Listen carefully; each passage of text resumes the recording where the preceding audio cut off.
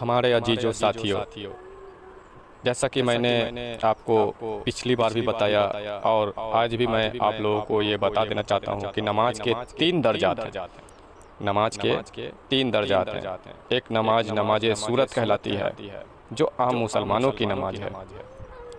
जब आप नमाज सूरत आम मुसलमान पढ़ता है पढ़ते पढ़ते वो नमाज हकीकत तक आ जाता है, तो वो नमाज सूरत से बरी हो जाता है, नमाज सूरत से निकल जाता है, नमाज हकीकत में आ जाता है। दूसरी जो नमाज है वो नमाज हकीकत है। नमाज सूरत पढ़ते पढ़ते वो नमाज हकीकत में तब्दील हो जाता है।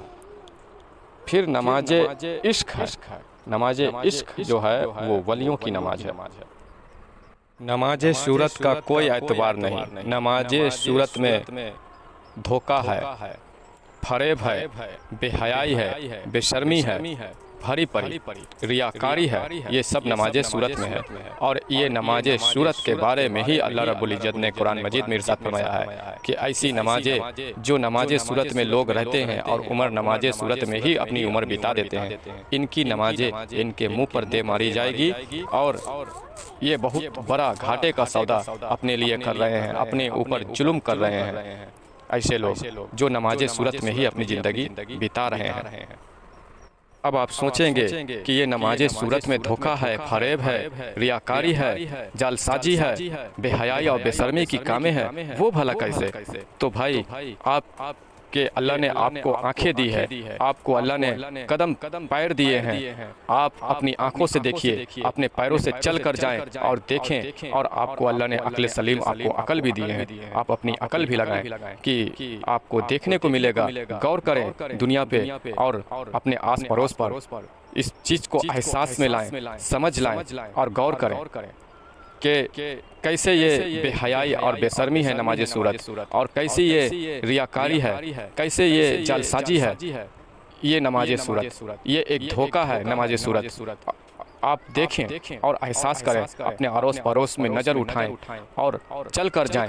अगर जा नहीं सकते तो आस पास में देखें, कोशिश करें कि चल कर जाएं और देखें लोगों में, और या अपने अंदर खुद में देखें कि क्या आप में वो बात है या नहीं है। अगर आप में भी वो बात है तो आप भी धोखे के, जालसाजी के, रियाकारी के शिकार हैं।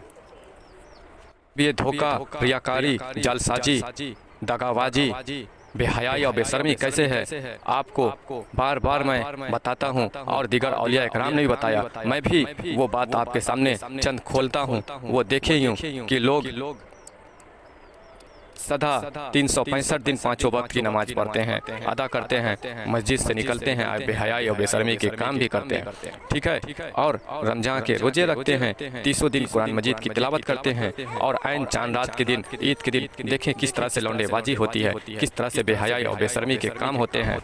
ये सब आपको देखने को मिलेगा। नमाजी होने के बावजूद, नमाज पढ़ने के बावजूद, नमाज कुरान मजीद की तिलावत करने के बावजूद, इसी नमाज में अहंकारी है, तकब्बुर है, रियाकारी है, ना जाने जितनी भी बुराई भरी हुई है इसी नमाज सूरत में है। इसी नमाज से लोगों के अंदर तकब्बुर, अहंकार आता है कि किसी को भी देखकर उसे हिकारत की नज़र से देखने पर मजबूर करता है। किसी बेनमाजी को या किसी ने कुछ अमल कर रहा है, नहीं कर रहा है और हम कर रहे हैं, तो इस वजह से काफ़ी हिकारत, अगले के प्रति हिकारत की नज़र से देखते हैं, गया गुजरा समझते हैं। तो ये सब इसी नमाज में पाई गई है, इसी नमाजों में देखा गया है। तो इसलिए कोशिश करना चाहिए। औलिया इकराम ने, वलियों ने फरमाया कि नमाज सूरत बहुत एक खतरनाक जहर है, आम मुसलमानों के लिए एक जाल है। इसलिए कोशिश करना चाहिए कि नमाज सूरत भी ना छोड़ें, लेकिन इस नमाज सूरत में रहते हुए आप नमाज हकीकत की तलाश करें। नमाज हकीकत वो है कि जिसमें आपकी जुबान इकरार करती है, जुबान कहती है कुल हुवल्लाहु अहद, कह दे अल्लाह एक है, और दिल तस्दीक करता है, दिल कहता है आमीन, दिल कहता है अल्लाह अल्लाह अल्लाह। जुबान कहती है अल्लाह हुस्समद, अल्लाह बेनियाज है, दिल कहता है अल्लाह अल्लाह अल्लाह। जुबान कहती है लम यलिद वलम यूलद, दिल कहता है अल्लाह अल्लाह अल्लाह। ये है नमाज हकीकत। तो सीधी भाषाओं में अगर जाना जाए, सीधे तरीकों से अगर माना जाए, तो अल्लाह और अल्लाह के रसूल ने दिलों को, कल्ब को ज़्यादा अहमियत दिया है, इसी के ऊपर जोर देने को कहा है। अगर दिल कल्ब आपका, ये जो मन है आपका, ये मन में जो दुनियावी ख्याल है जो मन में नमाज के दौरान आते हैं, जैसे कि जुबान से आप कह रहे हैं कुल हुवल्लाहु अहद और मन कह रहा है कि आटे नहीं है, मन कह रहा है कि बीवी बच्चे बीमार हैं, तो ये नमाज सूरत कहलाई। मन हिलो हुज्जत कर रहा है, यानी कि दिल आपका हिलो हुज्जत कर रहा है। इसी मन को तब्दील करना, यानी कि दिल को तब्दील करना अल्लाह और उसके रसूल की मकसद है। और ये मन तब्दील हो जाता है किसी वली, किसी मुर्शिद के नज़र से, किसी अल्लाह वाले से जुड़ जाने से। ये मन को तब्दील, ये दिल को तब्दील वो लोग करने में माहिर हैं। और हम लोगों की चाहत होनी चाहिए कैसे लोगों से जुड़ें ताकि अपना दिल अपने मन को तब्दील करवा पाएँ। और फिर जब मन तब्दील हो जाता है, दिल तब्दील हो जाता है, तो फिर जब हम कहते हैं कुल हुवल्लाहु अहद, तो दिल कहता है अल्लाह अल्लाह, जुबान कहता है अल्लाहु समद, दिल कहता है अल्लाह अल्लाह अल्लाह, मन में अल्लाह अल्लाह चल रहा है। जुबान कहता है लम यलिद वलम यूलद, दिल कहता है अल्लाह अल्लाह अल्लाह। अब जुबान भी इकरार कर रहा है, दिल भी तस्दीक कर रहा है, जिस्म भी अमल कर रहा है, तो ये नमाज हकीकत कहलाती है। ये नमाज हमें बेहयाई और बुराई के कामों से रोकती है। तो इस तरह नमाज हकीकत किसी वली कामिल, किसी मुर्शिद कामिल के जरिए हासिल होती है।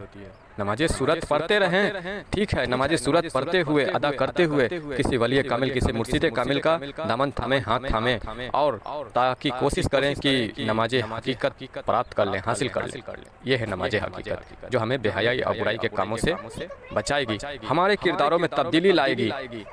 हमारे किरदार जो कल तक बेहया या बेशर्मी के कामों में डूबी हुई थी, नमाज पढ़ने के बाद भी, कुरान मजीद की तिलावत करने के बाद भी, अगर ये किरदार हमारी तब्दील हो जाती है, बदलाव आ जाता है, और अल्लाह अल्लाह ही हमारे मन में, हमारे दिल में, हम हमारे कल्ब कालिब में चलते रहते हैं नमाज के दौरान भी, और यूं ही बगैर नमाज अदा करे, घूमते फिरते चलते फिरते भी, तो ये तब्दील हो गई, हमारे किरदारों में बदलाव आ गई। ये है हमारे अंदर नमाज हकीकत का आ जाना, हमारे रब का हम पर हिदायत फरमा देना। ये है अल्लाह का तरीका।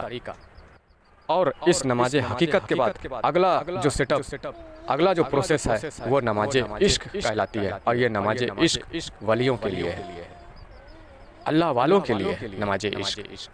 नमाज इश्क का मतलब है कि वो मुझे देखे, मैं तुझे देखूं। जो लोग नमाज इश्क में पहुंच गए, जो उस मर्तबे पे पहुंच गए, वो अल्लाह वाले हैं, वली अल्लाह हैं, अल्लाह के दोस्त हैं, कामिल जात हैं। और उनकी नमाज ऐसी होती है कि वो हर वक्त अल्लाह के रूबरू होते हैं। उनकी नमाज आम बंदों की तरह, आम लोगों की तरह मस्जिदों में नहीं, बल्कि अल्लाह के रूबरू वो हर वक्त रहते हैं। और ऐसे कई मकामात, कई रिवायात गुजरे हैं, पेश आए हैं, वलियों की कहानियाँ सामने आई है, हकीकत जिंदगी आई है, जिससे साबित होता है कि वो लोग आम मुसलमानों की तरह उनकी नमाजें आम मस्जिदों में नमाजें उनकी नहीं होया करती। उनकी नमाज अरसे मोहल्ला पे होती, अल्लाह के रूबरू वो हर वक्त होते। ये नमाज इश्क कहलाती है, जो वलियों की मकामात है। तो ये दर्जे हासिल होते हैं इस तरह से सूरत से निकलने के बाद, नमाज सूरत से निकलने के बाद नमाज हकीकत में जब चले गए किसी वली मुर्शिद के थ्रू, किसी उनके जरिए, फिर उसके बाद वही वली मुर्शिद आपको नमाज इश्क की तरफ भी ले जाता है, रागिब करता है, नमाज इश्क भी आपको सिखा देता है, वहाँ तक भी पहुँचा देता है। और एक बात और बताता चलूँ कि जो लोग कुरान को रटते हैं सुबह शाम, कुरान ऐसे लोगों को, रटने वालों को, जो गरज और मकसद से कुरान को रटते हैं, कुरान ऐसे लोगों को हिदायत नहीं करती। जिनके अंदर लालच है, दुनिया की ख्वाहिश भरी हुई है, इस मकसद से कुरान को रटते हैं, उन्हें कुरान हिदायत नहीं करती। कुरान उन्हें हिदायत करती है, कुरान उनके लिए है हिदायत का सामान। जो कुरान को उठाते हैं तो इस मकसद से कि कुरान हमारे लिए अल्लाह ने उतारे, हमारे हिदायत के लिए, और अल्लाह मैं इस नियत से कुरान को उठा रहा हूँ कि तू मुझे हिदायत दे। और हिदायत देने का तरीका अल्लाह का जो है वो बंदे के कल्ब के ऊपर हिदायत देता है, बंदे के दिलों पर हिदायत देता है। और हिदायत का मरकज जो है, जो रास्ता है, वो है अल्लाह तक पहुँचाना, अल्लाह का रास्ता दिखाना। तो कुरान का मकसद यही है कि वो अल्लाह तक पहुँचाए, अल्लाह का रास्ता दिखाए।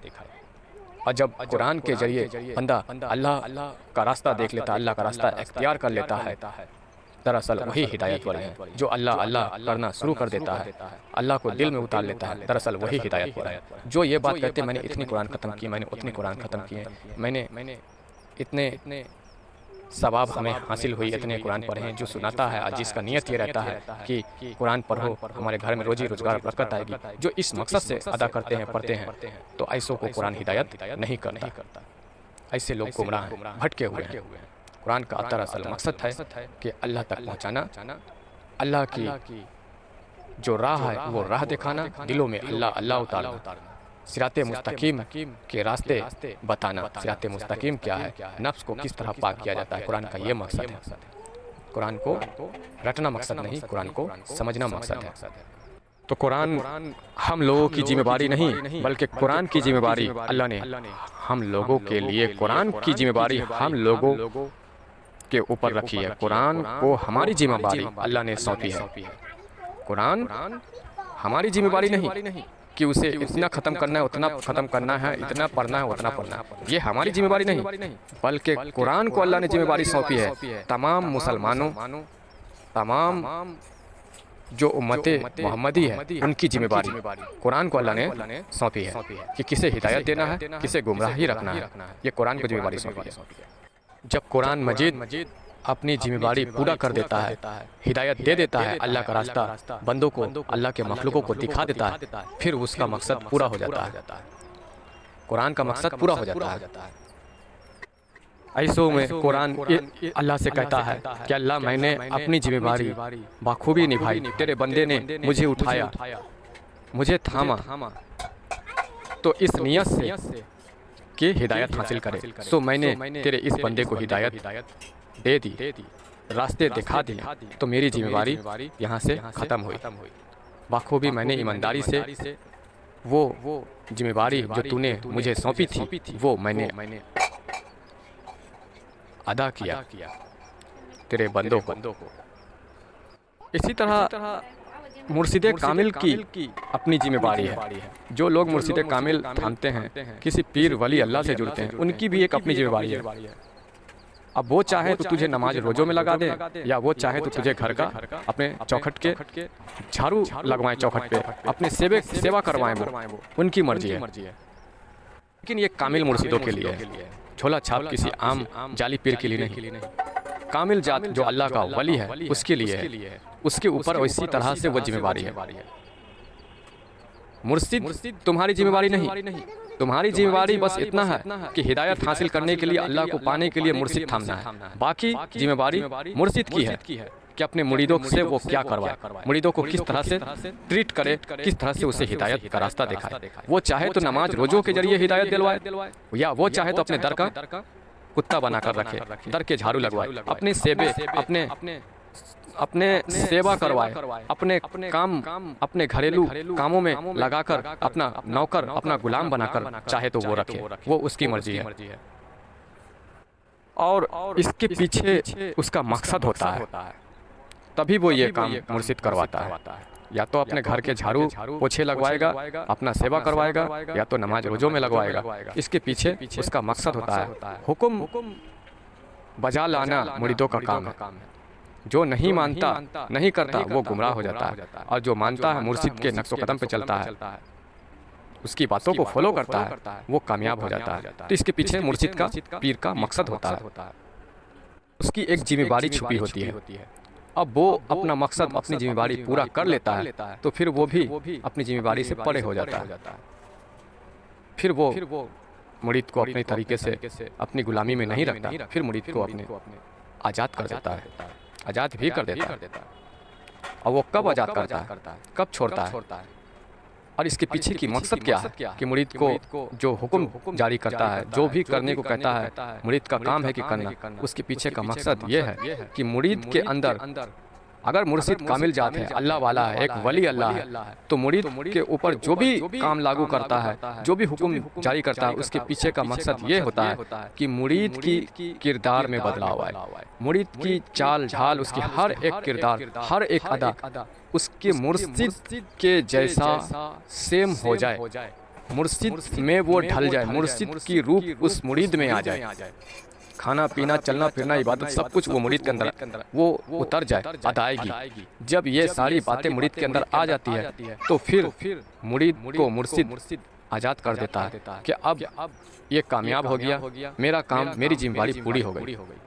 जो मकसद था वो मकसद पूरा हो गया। फिर ऐसे मुरीदों के ऊपर मुर्शिद कोई हुक्म जारी नहीं करता, किसी तरह का हुक्म किसी बंदिश में ऐसे मुरीदों को फिर मुर्शिद नहीं रखता। बंदिश में रखने का और गुलामी में रखने का मकसद जो है वो यही है। ठीक इसी तरह अल्लाह के ऊपर भी अपने बंदों के लिए, मखलूकों के लिए अपनी एक जिम्मेवारी है। जब मुरीद अपने पीर के रंग में रंग जाता है, मुर्शिद के रंग में खुद को भिगो लेता है, डुबो लेता है, तो मुर्शिद की तो जिम्मेवारी खत्म हो गई। अब मुरीद राह फक्र में चलते हुए वो फक्र के जो 100 दर्जे हैं वो दर्जे पार कर लेता है, तो फिर फाहू अल्लाह, फिर उस मुरीद के अंदर अल्लाह ही बाकी रह जाता है। फिर वो मुरीद नहीं होता, वो पीर का रूप नहीं होता, अपने मुर्शिद का रूप फिर नहीं होता, फिर फाहू अल्लाह, फिर उसके अंदर अल्लाह के ही रूप, अल्लाह के ही जलवे आ जाते हैं जब वो फक्र के 100 दर्जे पार कर लेता है। यानी कि 100 दर्जे फक्र के, यानी कि वो सारे गैर अल्लाह उसके अंदर से निकल गए। अब उसके अंदर अल्लाह के ही जलवे, अल्लाह ही मुकीम हो जाता है, अल्लाह ही उसके अंदर जलवा फरमोश हो जाता है, अल्लाह ही उसके अंदर आकर बैठ जाता है, विराजमान हो जाता है। अब वो चलता है तो उसके कदम अल्लाह के ही होते हैं, अब वो हाथ बढ़ाता है तो उसके हाथ अल्लाह के ही होते हैं, वो कुछ बोलता है तो उसकी जुबां अल्लाह के ही होते हैं। जब वो खुद को फना कर लेता है और अल्लाह को ही बिठा लेता है, तो फिर यहाँ से उसकी जिम्मेवारी, यानी कि अल्लाह की जिम्मेवारी खत्म हो जाती है। अल्लाह की जिम्मेवारी फिर खत्म हो जाती है उस बंदे के ऊपर, उस बंदे के प्रति अल्लाह की जिम्मेवारी खत्म हो जाती है। अल्लाह के ऊपर अल्लाह को इख्तियार है, अल्लाह के अंदर अल्लाह को जिम्मेवारी है हर बंदे की, हर बंदे को देखना, किस बंदे को हिदायत देना है, किस बंदे को गुमराह रखना है। अल्लाह भी अपने ऊपर एक काम, एक जिम्मेवारी रखता है कि किसे हिदायत देना है, किसे अल्लाह वाला बनाना है और किसे गुमराही रखना है। जब अल्लाह किसी बंदे के अंदर ही मुकीम हो जाता है, जलवा गर हो जाता है उस बंदे के अंदर, वो बंदा जब फक्र के 100 दर्जे पार कर लेता है और अल्लाह को ही अपने अंदर बिठा लेता है, तो फिर फाहू अल्लाह, फिर उसके चलना बोलना खाना पीना सब अल्लाह के ही तौर तरीके पर होता है। जैसे कि सब्ज बारी का वाकया है, जब उन्होंने एक बच्चे को जिंदा किया, वो वाकया है। एक बच्चा जो उनसे बेहद अकीदत मोहब्बत रखता था, वो राजा का बच्चा था और राजा नहीं चाहता था कि उनसे अकीदत मोहब्बत रखे, और उस बच्चे को उस राजा ने कैद कर दिया कि नहीं मिलने जुलने दूंगा तुझे सब्ज बारी से। फिर जब वो बच्चा कैद में रहते रहते दम तोड़ दिया, तब उस राजे ने बुलाया सब्ज बारी को कि तुम्हारी वजह से ये मरा है, अब तुम इसे जिंदा करो। तब सब्ज बारी ने क्या किया, ऊपर नजरें उठाई और कहा कुंबी इज़्निल्लाह, यानी कि उठ अल्लाह की मर्जी से। इस तरह से बोला, नहीं उठा बच्चा। फिर बोले नहीं उठा बच्चा। इस तरह से 3 बार बोले, नहीं उठा बच्चा। फिर उसके बाद चौथी बार या तीसरी बार अल्लाह से राब्ता किया कि क्या वजह है कि ये बच्चा नहीं उठ रहा।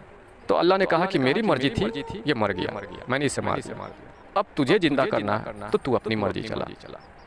तब उन्होंने कहा कुंबी इज़्नी, यानी कि उठ मेरी मर्जी से। तो उन्होंने अपनी मर्जी चलाई तो वो बच्चा उठ गया, जिंदा हो गया। तो ये मकामात है, ये दर्जे। जब उनके वो मकामात पर वो फाइज हुए, उस दर्जे पे वो पहुंच गए जिस दर्जे पे अल्लाह ने पहुंचाना था, यानी कि फक्र के वो दर्जे पार कर गए और उनके अंदर अल्लाह ही जलवागर हो गया, अल्लाह ही आकर बैठ गया। तो फिर उनकी बोली अल्लाह की ही बोली, वो जो बोले वो पूरा होना ही है।